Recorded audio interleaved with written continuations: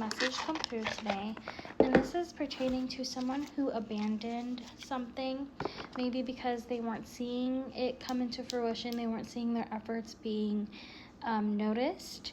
It may be like something about social media, but then I saw something about photography, like somebody was doing nature photography specifically.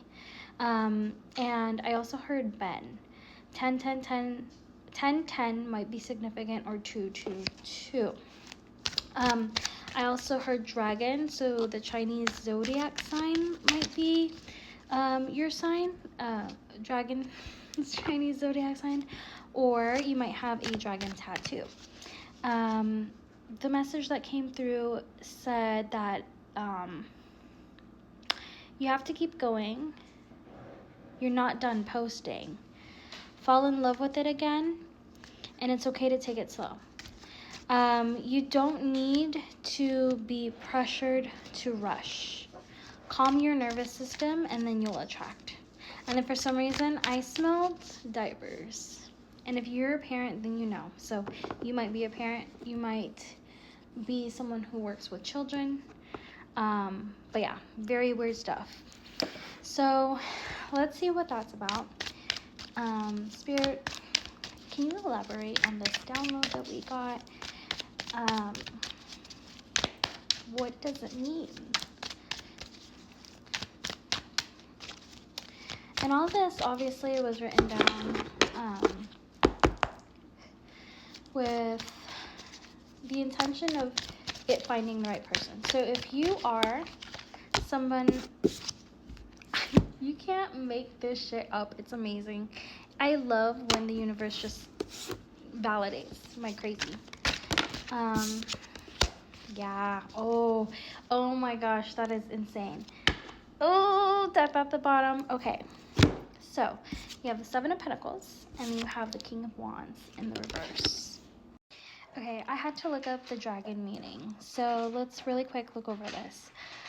And sorry, my dog is eating his dinner. It's all about transformation, renewal, wisdom and knowledge, power and strength, balance, protection and fortune. And it says here, dragons can represent the unconscious mind, duality of nature, and the journey to integrate opposing aspects of self. I don't know why, but I'm getting a vision of you maybe taking up self-portrait photography. I think that would be a really good thing if you haven't done so already. But just stop being so hard on yourself. You have to accept that this is your calling. And I feel like you're putting it off to the side because you feel like you're not seeing anything come through. You're not seeing anything come through for you. And it's stressing you out, but also the King of Wands, the King of Wands in reverse signifies that you might have been setting unrealistic expectations for yourself. You might have given yourself like a timeline of whether or not this thing is going to come and be successful for you. One sec. Okay, so I just put my son to bed. No more distractions. I also got something about the inner child.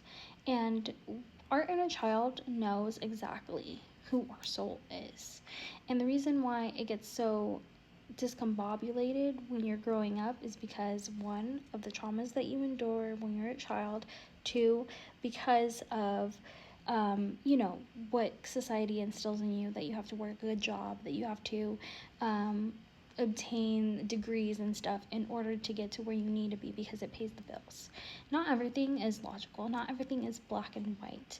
Unfortunately, every single thing we do in our life, I truly believe, stems from the inner child. You want to be happy in life, you got to get connected to your inner child. You want to be successful in life, you have to connect to the inner child. The inner child has come into this world knowing, that inner knowing that I'm going to do this, I'm going to be this when I grow up.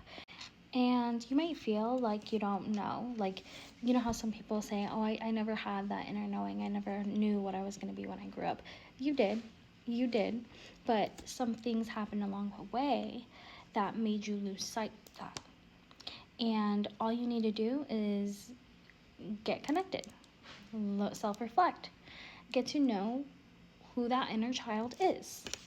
And being a part of the human experience means to be able to live life unapologetically. That means to be unapologetically yourself and without shame. And the last times we've ever felt that way was when we were children, before we knew what kind of, what kind of life we actually were living, what kind of parents we had, what kind of living situations we were in. So yeah, you just need to get connected with that aspect of yourself again. You need to learn how to heal your inner child. And it's not going to be an easy road. There's going to be a lot of triggers, a lot of things that may come up that you didn't expect. For example, for me, and this is very vulnerable, but there's a lot of memories that I had blocked off. And I don't have insurance, so I've never gone to therapy, but all I did was journal, meditate, and they revealed themselves to me, the things that I have pushed down deep inside my soul. And it was unbearably painful, the things that I have found out, the things that reveal themselves to me. But the thing about healing is when your body is ready, it will come, and you have to accept it and work through it. You can't numb the pain. You can't bypass it by any means. You have to sit with that pain. And the sooner you do that, the more that you can get to the point of where you're comfortable. You have to go through it, not around it, okay? So put down the bottle, put down the phone, sit with yourself, and just breathe through it. It's gonna be a crazy ride. But you got this. Just keep going with this journey, this calling that you want to do, because it's going to pay off. It's going to pay off so much. The thing is, when we're truly aligned, when we are truly aligned, it's like it's flowing. Everything is flowing to you. Heal that inner child. That is crazy. And then the rest will come. Literally, a flowing cup. You will be blessed with so much abundance, you're not even going to know what to do. Not even going to know what to do. So, yeah. That's your reading. Good night.